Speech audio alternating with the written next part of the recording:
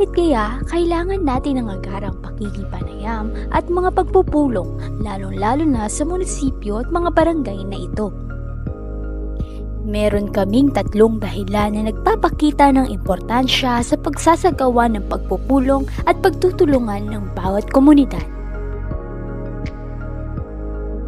Isa ang Barangay Kalaptangan sa iilang barangay ng Mayantok, Tarlac na nangangailangan ng agarang pagpupulong sa iba't ibang problemang kinakaharap nito, katulad ng kakulangan sa tubig na nakakaapekto di lamang sa mga mamayan nito pati sa kanilang mga alagang hayop. Una, mahalaga ang pagpupulong dahil ang mga malalaking panganib na nasa iba't ibang barangay ay nakakapagpahamak sa mga residente nito at mga pinanghahanap buhay. Pangalawa, mahalaga ang pagpupulong upang agarang malaman ng munisipyo ang mga nagtatagong problema ng mga barangay na kinakailangan din ng agarang solusyon.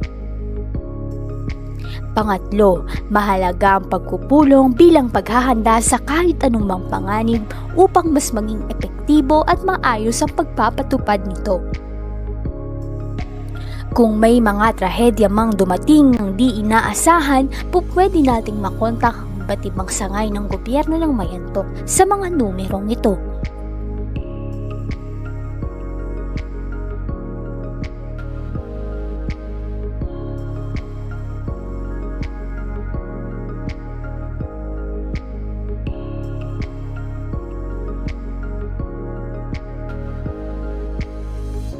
Kaya ating panatilihin ang agarang pagpaplano at aksyon sa ating mga komunidad.